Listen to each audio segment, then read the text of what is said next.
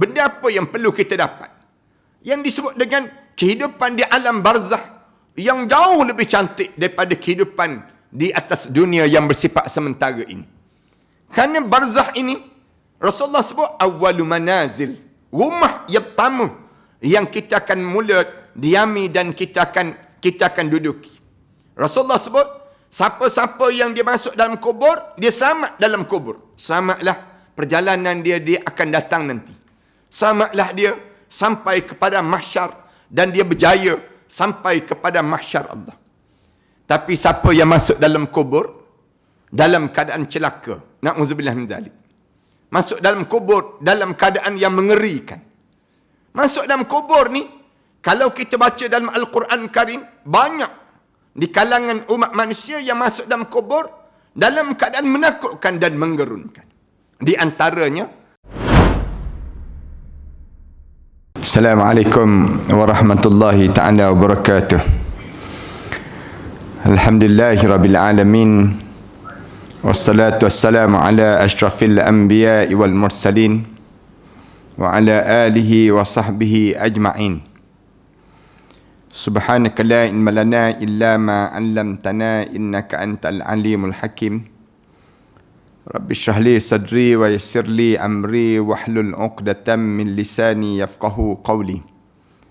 Rabbi yassir wa la tu'assir wa tammim bil khair. Qala Allah Ta'ala fi kitabil aziz ba'da a'udzu billahi minasyaitonir rajim. Bismillahirrahmanirrahim. Innal ladzina tawaffahumul malaikatu zalimi anfusihim qalu fima kuntum qalu kunna mustad'afina fil ard qalu alam takun ardullahi wasi'atan fatuhajiru fiha faulaika ma'wahum jahannam wasa'at masira. Dan orang-orang yang dimatikan oleh malaikat Allah, di saat mana dia mati tersebut, dia sedang melakukan kezaliman pada dirinya sendiri. Dia mati dalam keadaan berbuat dosa, mati dalam keadaan melakukan maksiat, mati dalam keadaan dia melanggar syariat. Bila dia masuk saja dalam kubur, malaikat tanya padanya, qalu fima kuntum, kenapa kamu mati dalam keadaan sebegini? Lalu dia menjawab pada malaikat, qalu kunna mustad'afina fil ard. Malaikat, sesungguhnya kami di kalangan manusia yang lemah di atas dunia. Kami tak sempat nak belajar, kami tak sempat nak buat persiapan. Kami ni orang yang mustad'afina fil ard. Lalu malaikat tanya balik pada dia, qalu alam takun ardullahi wasi'ah. Tidakkah Allah telah jadikan pada kamu ini bumi yang luas? Fatuhajiru fiha. Mengapa kamu tidak berubah sepanjang kamu hidup di atas dunia? Lalu dia terdiam. Faulaika ma'wahum jahannam. Lalu bagi mereka ini telah disediakan tempat dalam neraka jahannam. Dan neraka jahannam ini wasa'at masira, seburuk-buruk tempat yang disediakan oleh Allah kepada mereka tersebut. Surah An-Nisa ayat yang ke-97. Pertamanya, marilah sama-sama kita mengaturkan rasa syukur yang tak terhingga pada Allah di atas peluang yang masih lagi diberi oleh Allah pada kita untuk dipanjangkan umur kita. Di saat mana kita tahu masa yang kita berada sekarang ini, di antara masa yang paling ramai manusia dimatikan oleh Allah kerana pandemik yang disebut dengan COVID-19 ini. Jumlahnya mencecah 5 juta lebih seluruh dunia. Semenjak berlaku pada tahun yang lepas, sampailah pada saat ini, di mana kematian demi kematian yang kita dengar, jumlah ini tak pernah berlaku dalam sejarah yang disebut dengan negara kita pun. Dengan penyakit yang berlaku ini, kematian demi kematian. Dan jumlah ini bukan sekadar dengan nama jumlah. Tetapi kita kena faham bahawa ia merupakan satu ingatan dan teguran Allah kepada kita semua. Untuk kita sentiasa hidup dan kita sentiasa dalam keadaan berbekal. Sebagaimana yang disebut dalam Al-Quran Karim, Allah Subhanahu wa taala sebut iqtaraba lin-nasi hisabuhum wa hum fi ghaflatin mu'ridun. Semakin dekat masa untuk di kalangan kamu dihisap amalan-amalan kamu. Tapi kamu masih lagi dalam keadaan ghaflah. Kamu masih lagi dalam keadaan leka. Dan juga kamu masih lagi dalam keadaan mu'ridun, berpaling daripada peringatan Allah. Ma ya'tihim min rabbihim muhdatsin. Tiap kali mana datang peringatan-peringatan Allah min rabbihim, daripada yang datang tu bukannya satu perkara yang datang daripada orang manusia biasa, tidak. Tapi daripada min rabbihim, daripada Tuhan kamu. Illa istama'uh, kamu dengar je. Kamu sibuk tanya orang siapa lagi mati, siapa lagi kena COVID. Wahum yal'abun, mereka masih lagi dalam keadaan leka dalam hidup mereka. Mereka masih lagi sibuk bermain. Tidak lain kerana lahiyatan qulubuhum, karenanya lekanya hati di kalangan mereka. Para hadirin yang dihormati sekalian, kalau kita tanya kenapa kita dalam keadaan begitu, jawabnya kerana kita terperangkap dengan perangkap-perangkap dunia. Ramai di kalangan kita ni hidup dalam keadaan kita terleka dengan dunia, sehingga kan kita tak sibuk berbicara tentang satu perkara yang jauh lebih besar dalam hidup kita. Tiap pagi kita celak mata, kita tanya, nak makan apa pagi ni? Kita sibuk tanya nak ke mana hari ni? Hari ni kena masuk jabat ke tak masuk jabat? Kita fikir yang demikian je dalam hidup kita. Tak ada pun dalam pemikiran kita nak fikir, kalaulah kita bangun pagi ni kita berada di alam barzah. Hari yang pertama kita berada di alam barzah. Macam mana suasana hari pertama kita di alam barzah? Meremang tak bulu roma kita? Bila kita duduk seorang-seorang fikir yang kita berada dalam kubur. Ada tak dalam hidup kita ni kita fikir macam mana nak buat? Waktu mana kita dalam kubur seorang-seorang, tiba-tiba saat tersebut dah keluar ular-ular yang banyak warna hitam di hujung kaki kita. Mula membelit kaki-kaki kita.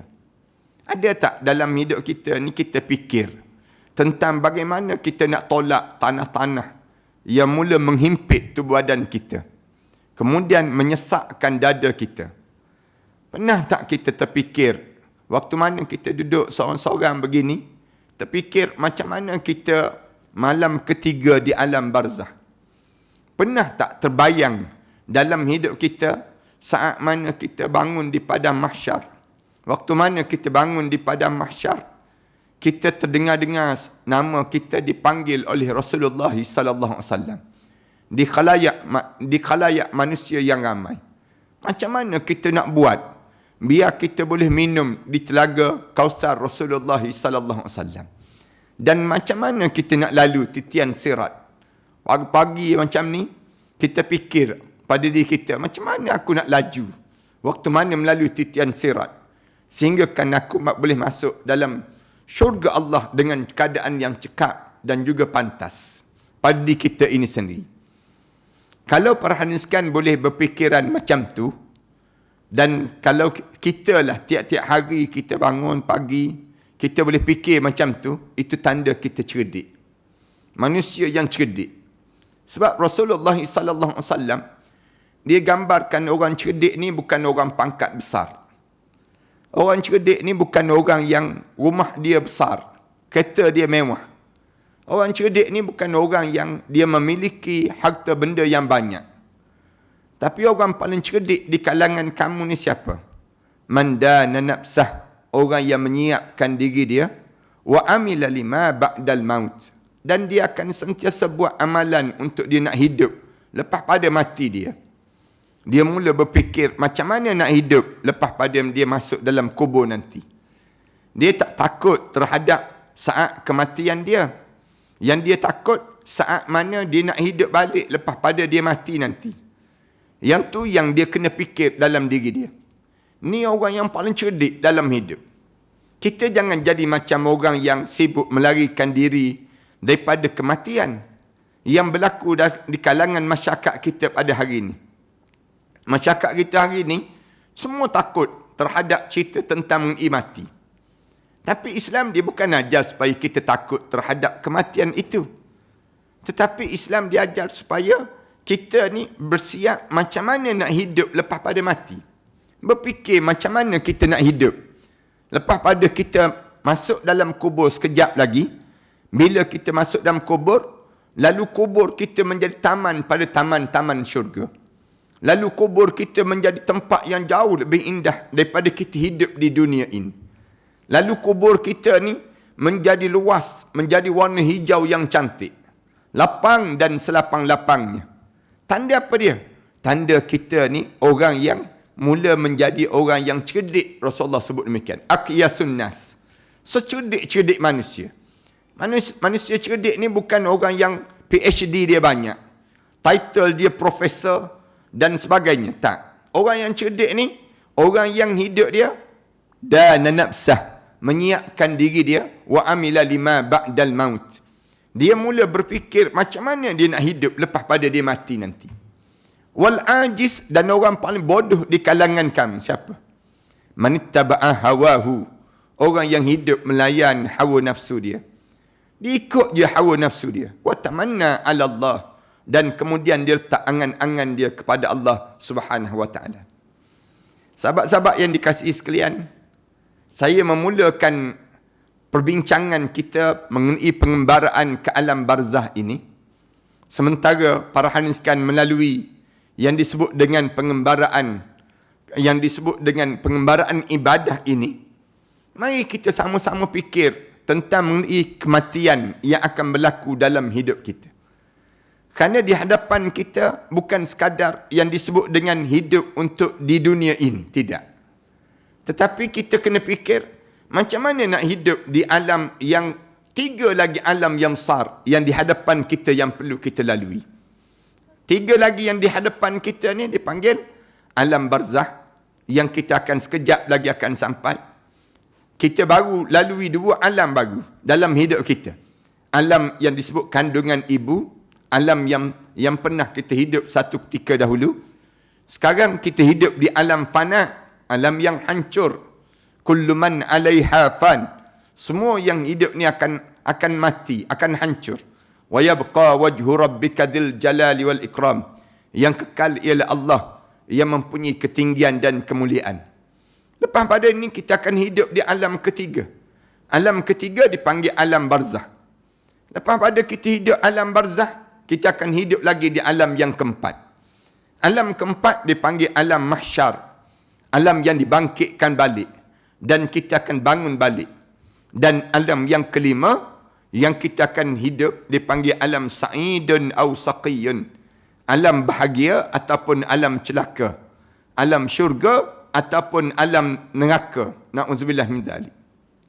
Sampai pada alam yang kelima ni, maka di waktu tersebut kita akan disebut terus oleh para malaikat Allah. Masuk saja dalam syurga, masuk saja dalam neraka. Allah dah sebut dah awal-awal. Di atas dunia ini lagi Allah sebut. Khalidina fiha abada. Kekallah kamu dalam syurga sampai bila-bila. Sebut saja tentang neraka, sama juga Allah sebut. Khalidina fiha abada. Kekal untuk selama-lamanya. Adapun dunia, hatta hin. Allah gunakan demikian. Kalimah dunia seketika saja. Kamu akan hidup seketika saja. Yang kekal ialah yang disebut dengan syurga Allah ataupun neraka Allah Subhanahu wa taala itu sendiri. Para hadirin sekalian, kalaulah kita nampak titik-titik jalan yang perlu kita lalui ini, ataupun proses yang kita akan lalui pada masa yang akan datang nanti, maka tentulah kita ni akan mula kita berfikir yang paling utama kita kena dapat Sepanjang kita hidup di atas dunia ni, apa dia? Dalam hidup kita ni, tuan-tuan cuba tanya tuan-tuan, turun pagi balik gelap, turun pagi balik gelap dalam hidup kita ni. Cuba kita tanya dalam hidup kita nak apa sebenarnya? Dalam hidup kita ni, kita nak apa dia? Tiap kali mana, tiap-tiap hari berkejaran dalam hidup kita. Kita ni sebenarnya nak benda apa dalam hidup? Nak suruh kita semakin muda kah dalam hidup kita? Tak, kita semakin tua. Nak semakin kaya kah dalam hidup? Saya tak nampak kekayaan itu menjadikan kebahagiaan pada diri kita. Nak apa dalam hidup? Kalau kita tanya di kalangan kita lah, turun pagi balik gelap, turun pagi balik gelap, kamu nak apa dalam hidup? Ada yang jawab, saya ustaz, saya kejar harta ustaz. Saya turun pagi balik gelap, saya turun pagi balik malam, baru sampai ke rumah. Kadang-kadang hari ni turun, minggu depan baru balik, sampai ke rumah. Kadang-kadang dalam hidup kita sebelum PKP ni, dulu berbulan-bulan kadang-kadang baru sampai ke rumah balik. Tujuan apa Allah jadikan kita hidup di atas dunia ini? Hidup ni mengejar apa yang kita nak dalam hidup kita? Ada yang jawab, nak pada harta ustaz. Saya nak biar harta biar jadi banyak. Kita tanya balik, hartakah yang membahagiakan dan menyelamatkan kita waktu mana kita masuk dalam kubur sekejap lagi? Kalaulah harta menjadi nilai ukur di sisi Allah, nescaya hinalah sahabat-sahabat Rasulullah, hinalah di kalangan orang-orang miskin. Tetapi Allah tak muliakan orang dengan harta. Bahkan Rasulullah pesan pada diri kita, siapa yang jumpa dengan orang kaya, jangan hormat orang kaya kerana kaya dia. Rasulullah dah pesan banyak kali, siapa yang jumpa dengan orang kaya, dihormat orang kaya kerana kekayaan orang tersebut, 2/3 agama kamu sudah dileburkan di sisi Allah. Allah larang kita respect orang terhadap harta dia. Kerana yang kaya bukan orang, yang kaya ialah Allah. Yang paling kaya atas dunia ini, huwal ghani, dia yakni Allah yang maha kaya.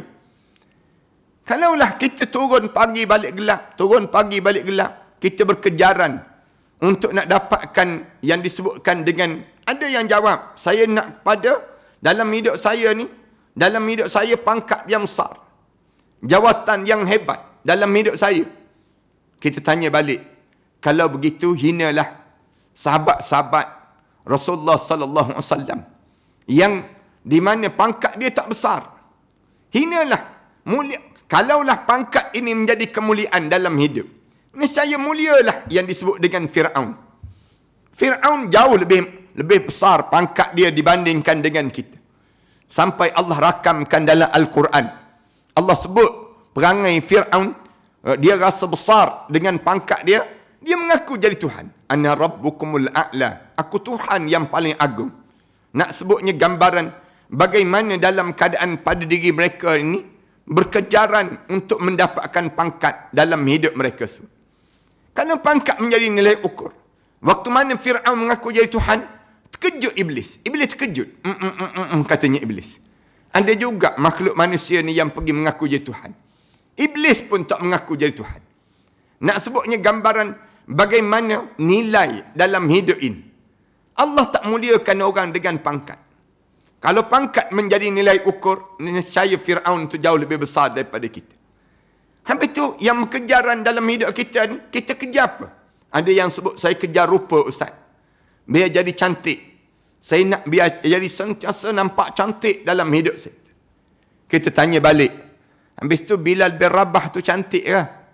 Di kalangan sahabat-sahabat Rasulullah, ada lagi yang teruk daripada Bilal bin Rabah.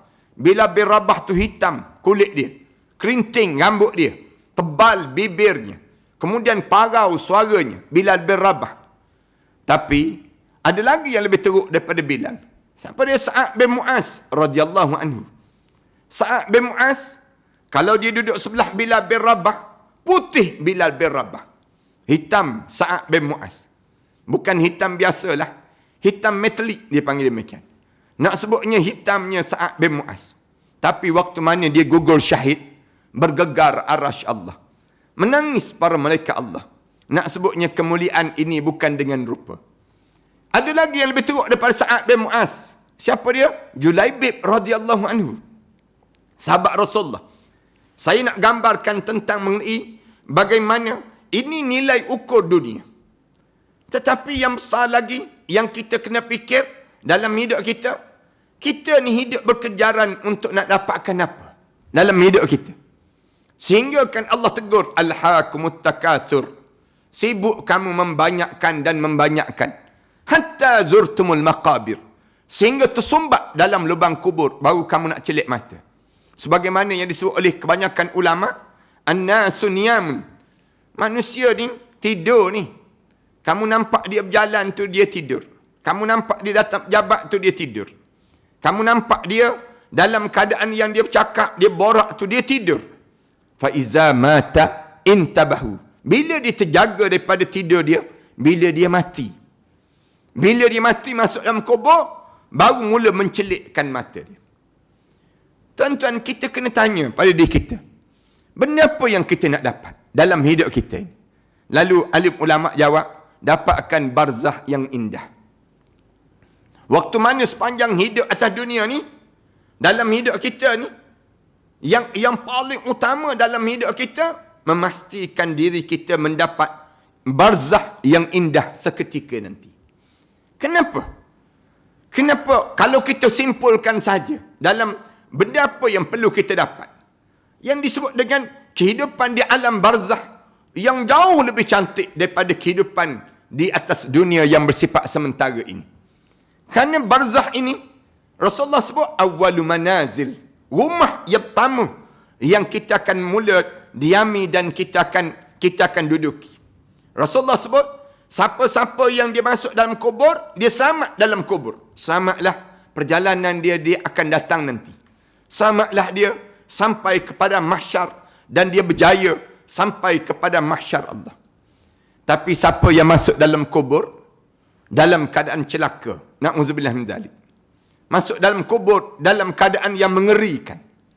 Masuk dalam kubur ni, kalau kita baca dalam Al-Quran Karim, banyak di kalangan umat manusia yang masuk dalam kubur dalam keadaan menakutkan dan menggerunkan. Di antaranya, ayat yang saya baca di awal-awal sebentar tadi. Ayat yang Allah cerita tentang mengenai bila manusia dimasukkan ke dalam kubur. Innal ladzina tawaffahumul malaikatu zalimi anfusihim. Orang yang dimatikan oleh malaikat Allah, di saat mana dia mati dalam keadaan dia sedang melakukan kezaliman pada dirinya sendiri. Pelik kan? Kita tanya, ada juga ke orang yang buat zalim pada diri sendiri, Ustaz? Bersepah di kalangan kita. Orang yang dengar azan, dia tidak berkejaran untuk solat. Orang ni sedang buat zalim pada diri sendiri. Orang yang ada orang alim di sekitar dia, dia tak ambil manfaat daripada kealiman dan kewarakan orang tersebut. Maka orang ni sedang buat zalim pada dirinya sendiri. Orang yang dia boleh baca Quran, tiba-tiba dia tak boleh baca Quran.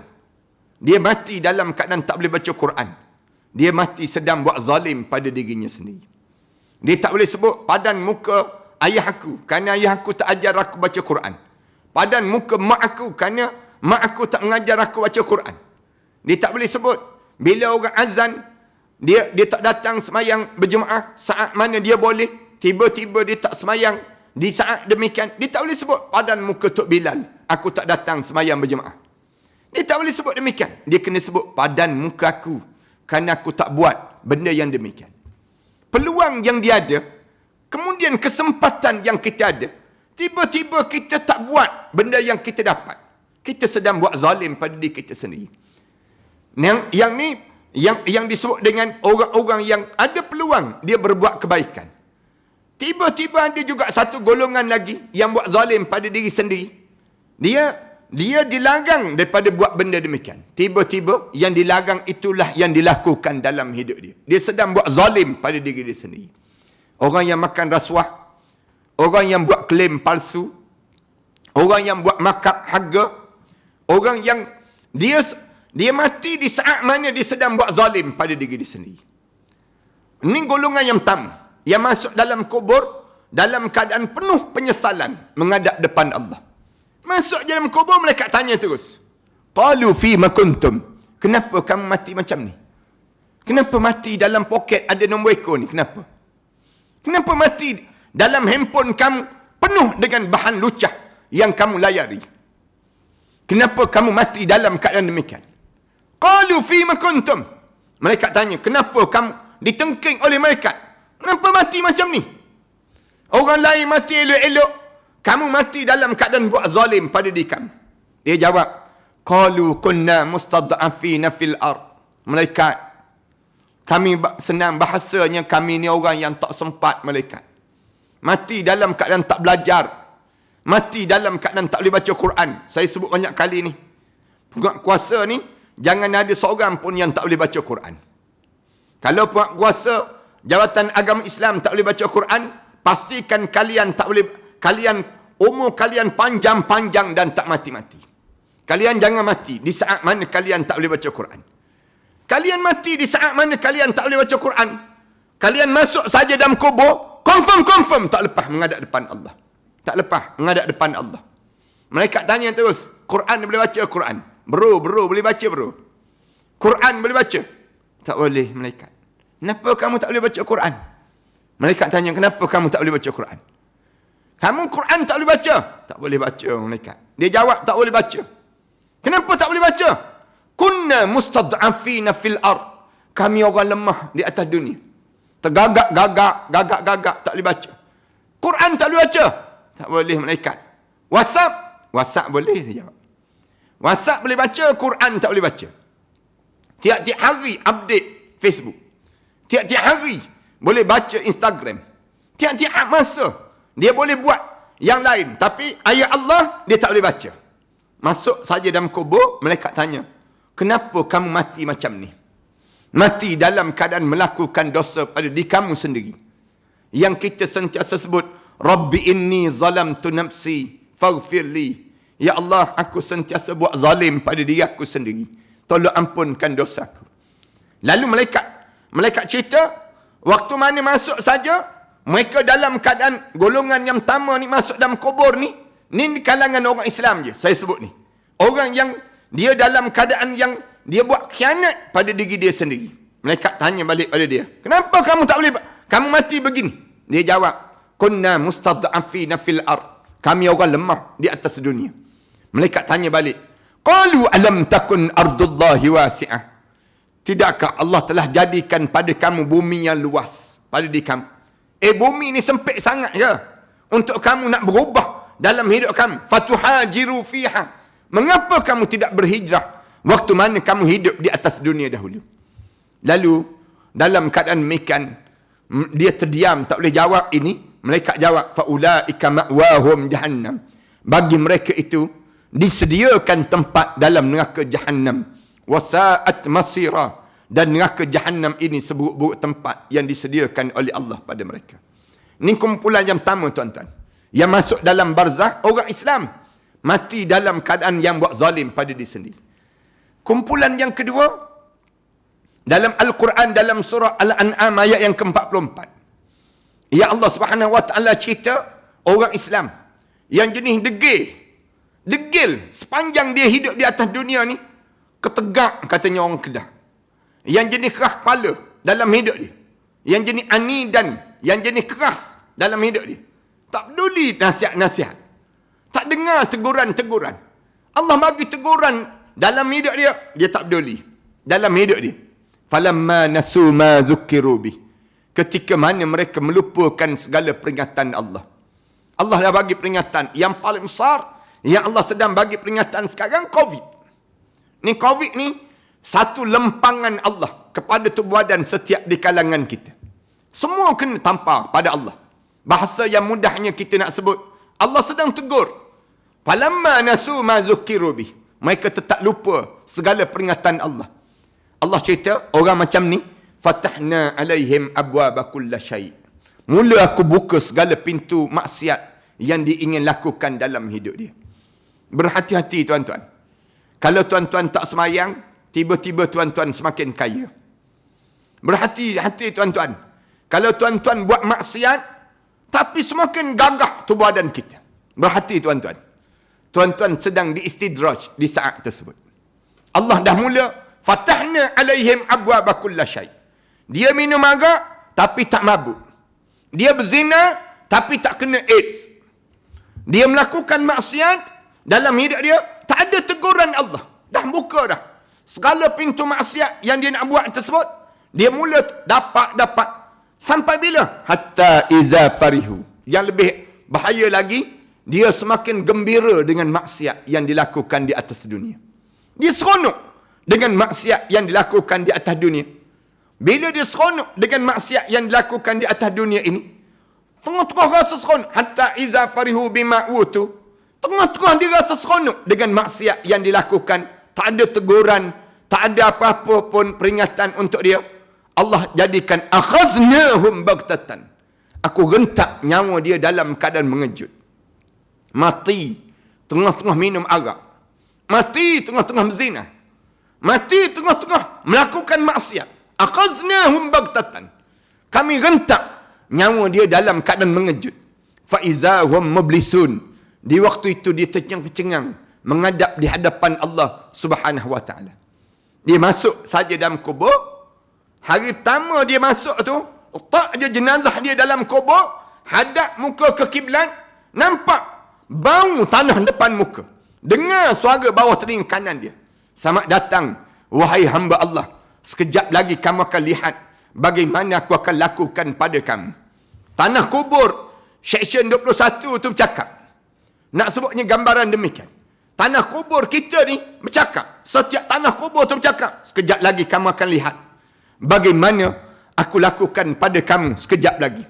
Kemudian dalam keadaan demikian, bunyi orang tutup je liang lahat dia, kedengaran tanah-tanah yang jatuh di atas tubuh badan dia sampai pagar lutut je. Sampai pagar lutut je. Waktu tersebut, mulut masing-masing sebut, qala rabbirji'un. Malaikat, boleh tak bagi tahu pada Allah, saya nak hidup balik. Bagi tahu pada Allah, qala rabbirji'un. Bagilah peluang saya nak hidup balik di atas dunia. Kenapa nak hidup balik? La'alli a'malu salihan fi ma tarakt. Kalau saya boleh hidup balik, saya nak buat balik amalan soleh yang saya tertinggal. Malaikat bagi tahu pada malaikat bagi tahu pada Allah, saya nak hidup. Meraung dia dalam kubur. Bagi tahu malaikat, tolong malaikat. Bagi tahu pada Allah, saya nak hidup balik. Malaikat jawab balik, kalla, jangan harap kamu boleh hidup balik. Innaha kalimatun huwa qailuha. Mulut je sebut yang kata kamu nak hidup. Wa min waraihim barzakhun ila yaumi yub'atsun. Sedangkan di belakang kamu akan mula melalui saat barzakh sampai kamu dibangkitkan balik di padang mahsyar Allah Subhanahu wa taala nanti. Ni suasana barzakh bagi orang Islam yang dalam keadaan yang dia tak buat persiapan sepanjang dia hidup untuk pengembaraan dia yang jauh lebih besar di alam barzakh itu sendiri. Saya harap tak ada seorang pun di kalangan kita terjadi demikian. Di kalangan kita. Kumpulan yang tiga yang masuk dalam kubur dalam keadaan penuh penyesalan. Masuk di alam barzakh yang penuh penyesalan. Saya sebut yang pertama, orang mati dalam keadaan buat zalim pada diri sendiri. Yang kedua, orang yang melanggar syariat Allah. Terang-terang yang dilanggar dalam perintah Allah Subhanahu wa taala. Kumpulan yang ketiga yang diceritakan dalam surah Al-Kahfi ayat 103 hingga sampai akhir, di kalangan orang yang sesat sepanjang hidup di atas dunia. Qul hal nunabbi'ukum bil akhsarina a'mala. Masuk saja dalam kubur, orang letak je jenazah dia, hadap muka dia ke kiblat, kemudian bau tanah depan muka dia tu, dia nampak di hujung kaki dia dua orang malaikat muka dan nakir warna hitam kebiru-biruan yang nak memulakan perjalanan hidup dia.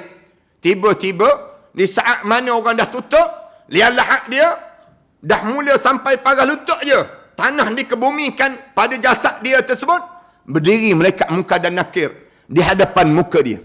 Lalu malaikat muka dan nakir mula halau salat dia, mula halau zakat dia, mula halau haji dia. Dia mula cari amalan-amalan dia. Dia pandang kanan, dia pandang kiri, belakang, depan, atas, bawah. Tiba-tiba kosong amalan dia menghadap depan Allah. Dia tak semayang ke? Dia semayang. Dia tak puasa ke? Dia puasa. Dia tak zakat ke di atas dunia? Dia zakat. Dia zakat. Dia tak buat haji ke? Kenapa yang jadi kosong ni? Kenapa jadi kosong amalan dia tersebut? Allah cerita dalam surah Al-Kahfi, "Qul hal nunabbi'ukum bil akhsarina a'mala alladhina dhalla sa'yuhum fil hayatid dunya." Orang yang membiarkan diri dia sesat sepanjang dia hidup di atas dunia. Dia tak tahu jalan hidup ini. Sebab tu tiap hari mulut kita ni, tiap kali mana solat, mesti kita sebut. Kita ni mesti baca ihdinas siratal mustaqim. Tak berhenti lagi lah. Semenjak daripada kita kecil dahulu sampai hari ni semayang, mesti kita sebut ihdinas siratal mustaqim. Ya Allah, tolong bimbingkanlah kami ke jalan yang lurus. Kenapa kita kena sebut demikian? Kerana tiap-tiap hari ni boleh tergelincir jalan hidup kita menjadi sesat. Kat mana kita sesat? Kita tanya, bila saya sesat Ustaz? Sampai kosong amalan alladzina dhalla sa'yuhum fil hayatid dunya wa hum yahsabuna annahum yuhsinuna sun'a. Mereka menyangka mereka dah berbuat amalan yang cantik di atas dunia. Tapi amalan dia, Allah Subhanahu wa taala sebut, ulaika alladzina kafaru bi ayati rabbihim wa liqa'ih fahabitat a'maluhum fala nuqima lahum yaumal qiyamati wazna. Allah cerita, hancur lebu amalan-amalan dia. Sesat. Dia sesat dalam hidup dia. Allah tak terima amalan dia. Tuan-tuan biasa kan dengar hadis Rasulullah sebut, berapa ramai orang yang puasa tapi kosong amalan dia. Berapa ramai orang bangun tahajud tapi tak diterima tahajud dia. Berapa ramai orang yang buat haji tapi haji dia tidak jadi haji mabrur. Haji dia haji yang tertolak. Ni kenapa ni? Kerana menjadi kosong amalan. Kat mana kita boleh jadi kosong amalan? Dalam hidup kita ni, yang digambarkan oleh Allah Subhanahu wa taala, yang gambaran tentang keadaan yang demikian pada kita yang berada dalam barzakh ini. Ulama-ulama jawab, kerana yang pertama sesatnya pada pegangan akidah kita kepada Allah. Keyakinan hidup pada Allah. Saya nak sebut pada sahabat-sahabat lah yang berada di jawatan agama Islam ni. Sesat akidah ini bukannya hanya yang disebut dengan kepahaman kepada ajaran sesat itu saja, tidak. Tetapi meyakini selain daripada Islam dianggap sesat. Meyakini selain daripada Islam. Termasuk percaya pada nasionalis. Termasuk dengan pahaman sekularis. Termasuk dengan pahaman yang disebut dengan pragmatis. Ism yang dibawa dan dicipta oleh manusia untuk dijadikan pegangan. Apatah lagi Islam liberal yang digambarkan ini. Nak sebutnya, ni ajaran sesat. Yang kita kena faham, kalau kita beriktikad dengan pegangan tersebut, kita akan hancur lebu amalan-amalan kita. Hancur lebu. Yang disebut dengan masuk dalam kubur nanti, kosong amalan menghadap di hadapan Allah. Masuk dalam kubur je. Malaikat tanya terus, ma rabbuka wa ma dinuka wa ma qiblatuka wa ma ditanya soalan demikian. Antara tanya wa ma dinuka, agama kamu apa? Kalau kita campur di antara Islam sikit, nasionalis sikit. Islam sikit, kapitalis sikit. Islam sikit, sosialis sikit. Ataupun Islam sikit, liberal sikit. Islam tak boleh demikian. Bila sebut Islam, udkhulu fis-silmi kaffah. Masuk Islam semua sekali. Dalam Islam ni, tak ada lagi yang lain. Tak boleh nak digabung dengan yang lain. Campur dengan yang lain, dia pahaman yang lain dia, maka kosong amalan kita. Tak diterima di sisi Allah. Hancur lebu yang disebut dengan pahala-pahala yang patut kita dapat. Jangan percaya dengan nasionalis. Dia tak boleh tolong kita dalam kubur. Jangan percaya dengan sekularis. Dia tak boleh bantu kita dalam kubur. Jangan percaya dengan liberalis. Dia akan menjahanamkan kita. Jangan percaya dengan Syiah yang dia akan merosakkan kita. Semua ni akan menyebabkan kosong amalan bila kita terlibat dengan pahaman-pahaman demikian.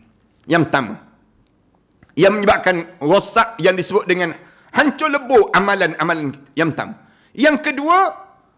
Yang kedua di sudut yang jadi kosong di sudut ibadah kita.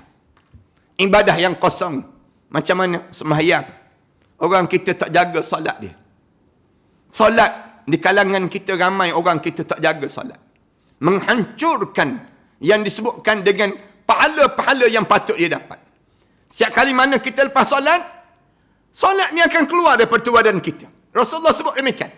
Solat ni akan baca 2 je doa. Salah satu doa ni akan baca, hafazaqallahu kama hafaztani. Mudah-mudahan Allah jaga kamu sebagaimana kamu jaga saya. Ataupun dayya'akallahu kama dayya'tani.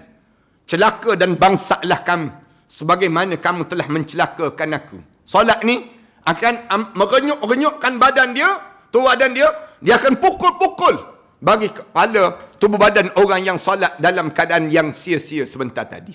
Solat dia menjadi kosong. Solat dia menjadi kosong. Demikian amalan yang lain yang mengosongkan, yang disebutkan dengan pada diri kita ni. Yang kedua, yang menyebabkan kita ni jadi rosak, bila kita tak dapat baca Al-Quran, tak faham Al-Quran, dan kita tak memahami, dan kita tak hidup dengan Al-Quran. Yang ketiga, kita menjadi tamak terhadap dunia dengan berebut harta di kalangan kita, sehingga kan kita sibuk mengumpulkan harta, kumpul harta kita tinggal di atas dunia, kita masuk dalam kubur seorang-seorang, meninggalkan harta yang banyak di atas dunia, sedangkan kita kena jawab terhadap harta kita, min aina iktasabahu wa fi ma anfaqahu. Daripada mana kamu dapat harta tersebut dan ke mana kamu belanjakan harta tersebut. Ini yang kedua. Yang ketiga, di antara amalan yang boleh menghancurkan pahala-pahala kita, masuk dalam kubur, yang menyebabkan kosong amalan kita. Yang ketiga disebut akhlak. Buruknya akhlak terhadap diri kita. Kita rosak diri kita sendiri. Akhlak diri, dia panggil kita jaga kita. Sepatutnya demikian. Tapi kita tak jaga kita. Kita buat khianat pada diri kita sendiri. Kita dah bangun dah tak? Bangun dah malam. Sepatutnya kita bolehlah sembahyang sunat 2 rakaat. Tak. Kita bangun pergi buang air. Qada hajat saja. Kemudian kita tidur balik. Kita buat zalim pada diri kita sendiri. Allah dah bagi dah peluang. Dah lalu dah tabun derma depan kita. Tapi kita tak ambil peluang untuk nak masukkan duit kita, harta kita dalam tabun derma tersebut. Maknanya kamu buat zalim pada diri kamu sendiri. Kamu buat khianat pada diri kamu. Yang sepatutnya kamu berhak untuk jaga diri kamu. Tapi kamu sibuk melakukan kezaliman pada diri kamu. Kamu buka aurat. Kamu dedahkan aurat kamu. Tunjuk yang disebut dengan rambut kamu. Yang disebut dengan apa dia? Tubuh badan kamu. Kamu tunjuk aurat kamu. Di waktu tersebut, kamu buat zalim pada diri kamu. Kamu buat khianat pada diri kamu sendiri. Orang perempuan, orang lelaki, dia mendedahkan aurat dia di antara lutut sampai pada pusat. Dia buat zalim pada diri dia sendiri. Ini gambaran khianatnya akhlak dalam tubuh badan seorang. Yang kedua, akhlak kita buruk terhadap yang disebut dengan ibu dan ayah kita. Kebanyakan orang lelaki yang masuk dalam kubur, dia menyesal kerana dia tak jaga hubungan dia dengan mak dan ayah dia. Kenapa? Perangai orang lelaki ni, semakin dia berkeluarga, semakin dia sibuk nak jaga hati isteri dan anak-anak dia. Dia tak sibuk nak jaga hati mak dan ayah dia. Yang ni kebanyakan orang lelaki terjadi. Nak sebutnya gambaran, lagi kita berkeluarga, lagi kita nak serah pada orang lain, mak dan ayah kita. Padahal mak dan ayah kita tu tanggungjawab kita. Mak kita, ayah kita, mak mertua dan ayah mertua kita. Sepatutnya menjadi tanggungjawab kita. Berebut untuk nak jaga. Tapi tak. Kita rela menipu mak ayah kita. Kita rela menyinggung hati mak ayah kita. Semata-mata nak jaga hati isteri dan nak jaga hati anak-anak. Yang ni yang menyebabkan kerosakan di kalangan kita. Saya nak sebut tak akan masuk syurga. Siapa yang melakukan demikian? Dia masuk dalam kubur, dia menyesal. Dia menyesal tengok kosong amalan dia. Kerana buruknya hubungan dia dengan mak dan ayah dia. Manakala orang perempuan, buruknya hubungan kalian dengan suami kalian. Suami terasa hati. Kalau orang lelaki, mak dan ayah terasa hati. Manakala orang perempuan, di kalangan kebanyakan orang perempuan, dia menyakitkan hati suami masing-masing. Suami ni dia tak sebut. Dia diam je. Dia diam. Dia simpan dalam hati. Orang lelaki ni perangai dia macam tu. Belum kahwin, banyak mulut orang lelaki. Dah kahwin, mulut dia disimpan dalam hati. Itu penyakit orang lelaki. Orang perempuan, sebelum kahwin, tak ada mulut. Dah kahwin, mulut letak kat mulut, dia panggil. Bila dia letak mulut kat mulut, di waktu itu dia menyakitkan hati suami dia. Dalam tak sedar, dia menyakitkan hati suami dia. Suami dia simpan. Sejak daripada perkahwinan, hari pertama perkahwinan, sampailah pada saat mana dia menghadap depan Allah. Suami dia tersinggung. Apakah kalian ingat kalian boleh masuk dalam syurga Allah? Di saat mana suami kalian tidak reda pada kalian. Suami kalian terasa hati dengan kalian. Baca dalam kitab-kitab ajar, cerita tentang mengenai sikap ini menyebabkan hancur amalan di kalangan kita. Dua. Yang ketiga, tak jaga hati anak yatim dan orang miskin. Serta jiran tetangga. Jiran kita sakit hati. Jiran kita ni sampai angkat bendera putih, senang cerita. Bagi tahu pada orang yang sesungguhnya saya mempunyai jiran, tapi jiran yang tak peduli pada kami. Kalaupun kami ni susah, kalaupun kami dalam keadaan payah, bolehlah dapat pertolongan sekali-sekala. Tapi untuk dia berjaga, untuk bersama dengan kami terlalu sukar. Jiran-jiran bagi tahu pada orang ramai. Di saat mana demikian. Sebab tu saya sebut, kalau mana orang yang angkat bendera putih ni, saya tulis dalam tulisan saya dahulu, bila kalian angkat bendera putih, artinya kalian sedang mengatakan jiran kalian tak ambil berat terhadap kalian. Kalian tak jaga hati jiran kalian. Kemudian di saat kalian mengangkat bendera putih, di saat tersebut, kalian sedang buat apa dia? Kalian bagi tahu pada masjid di kawasan kalian tak peduli pun pada kalian. Kalian bagi tahu pada yang disebut dengan pemimpin kawasan kalian tak peduli pun pada kalian. Pejabat agama pun tak peduli pada kalian. Yang ada ini sendiri. Lalu kalian pun angkat bendera putih. Ini bahaya di kalangan kita. Jangan terjadi sampai tahap demikian sesama kita. Dalam Islam suruh ambil berat terhadap jiran tetangga, anak yatim dan juga orang miskin yang disebut dalam Al-Quran, ara'aital ladzi yukadzibu bid-din fadzalikal ladzi yad'ul yatim wa la yahuddu ala ta'amil miskin. Ini gambaran demikian. Ini tiga kumpulan yang besar yang masuk dalam kubur yang menyebabkan mulut masing-masing sebut, saya nak hidup balik, saya nak hidup balik. Tetapi jadilah kumpulan yang keempat yang saya nak sebut hari ini, bila masuk saja dalam kubur, malaikat tanya pada dia, nak hidup balik? Tak nak. Tak nak dah hidup. Siapa dia? Orang mukmin. Siapa orang ni? Yang disebut dalam Al-Quran Karim, bila dekat nak mati, mulut mereka ni sentiasa diingatkan oleh malaikat, Allah takhafu wala tahzanu. Kamu jangan takut, kamu jangan bimbang. Wa abshiru bil jannati allati kuntum tu'adun. Kabar gembira terhadap pada diri kamu, kerana syurga Allah sedang tersedia untuk diri kamu. Bila letak saja dalam kubur, mereka tanya soalan, dia jawab. Pertanyaan malaikat itu jawab sekejap, tak sampai 5 minit, selesai sesak jawab malaikat. Rasulullah cerita, jenazah dia dipegang, kemudian diheret, disandar di dinding kubur. Dinding kubur tu meluruk kain kapan turun sampai ke bawah. Dia pun tengok, dia tengok kain kapan tersebut. Dia sebut, aku mati dah, mati. Kemudian datang malaikat. Malaikat mula datang, kemudian kubur dia jadi lapang. Luas kubur dia, Rasulullah sebut, paling-paling sempit kubur orang mukmin. Bertanya, jawab, terbuka. Jawab, terbuka. Paling sempit, 60 hasta.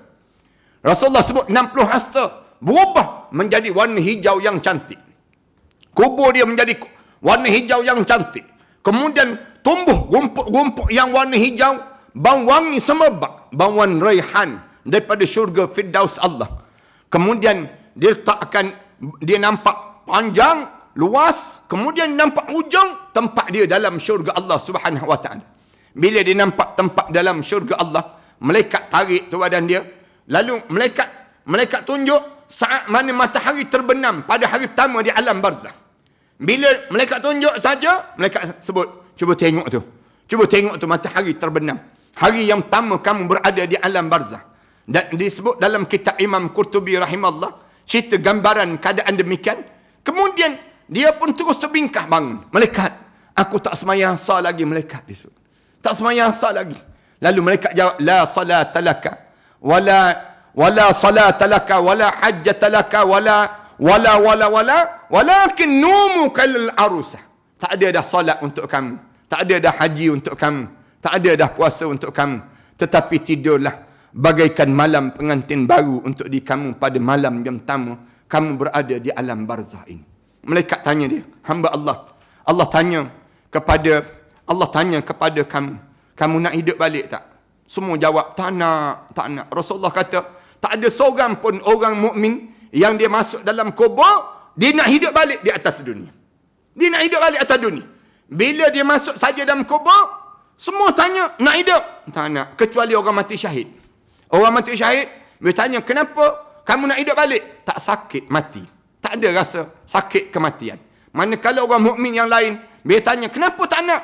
Sakit sakarat itu terbawa-bawa sampai ke dalam kubur. Terasa terngiang-ngiang saat mana berada, walaupun menjadi ahli syurga, tetapi terasa saat itu, sakarat itu membebankan sangat, sehingga terbawa-bawa ke dalam kubur, dan kami dah nampak tempat kami dalam syurga Allah. Lalu jadilah kuburnya di antara taman pada taman-taman syurga.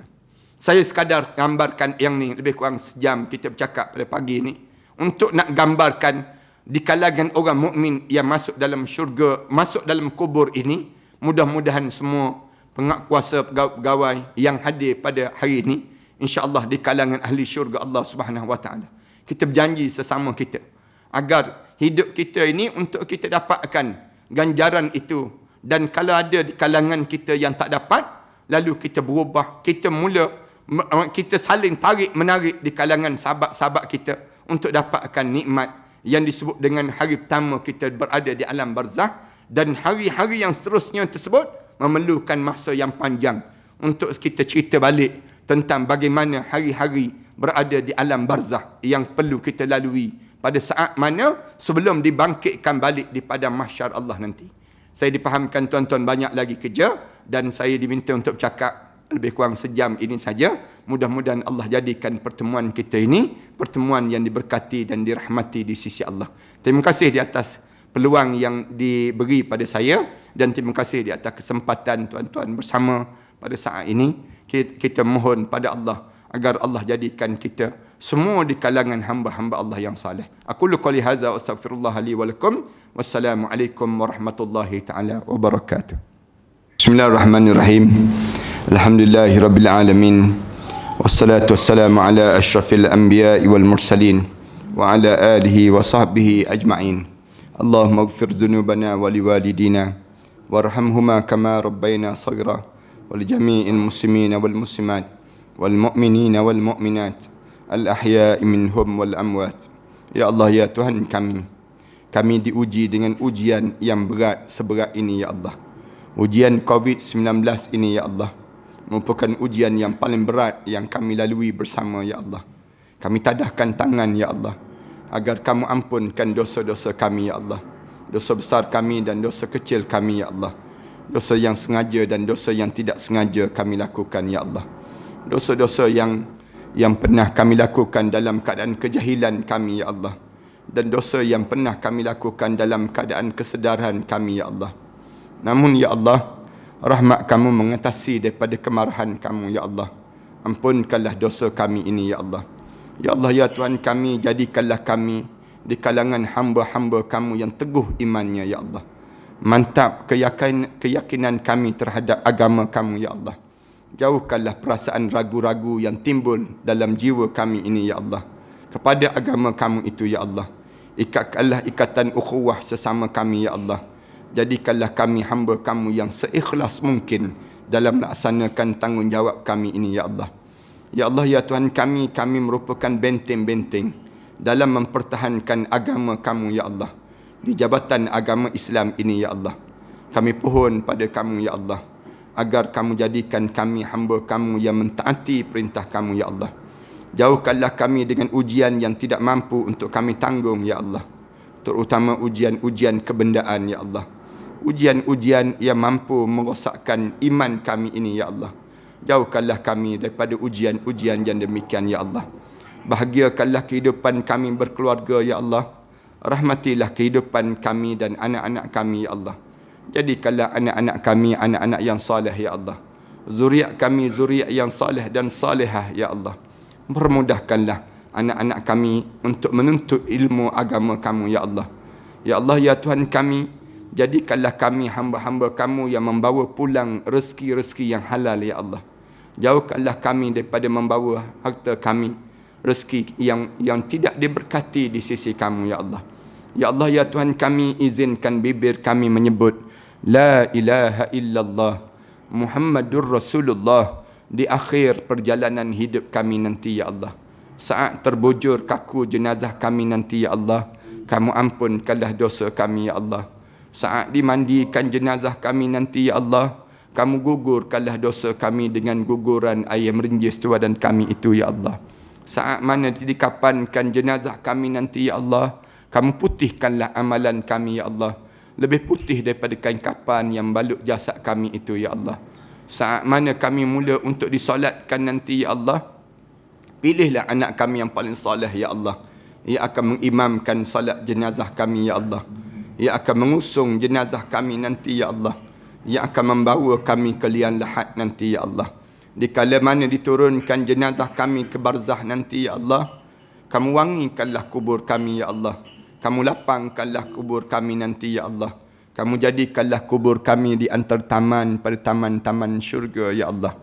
Ya Allah, ya Tuhan kami, di malam tama kami di barzah nanti, ya Allah, ketemukanlah kami dengan arwah ayah kami, ya Allah. Arwah datuk nenek moyang kami, ya Allah. Arwah pasangan hidup kami, ya Allah. Arwah anak-anak kami, ya Allah, yang telah meninggal dunia sebelum daripada kami di Illiyin, ya Allah.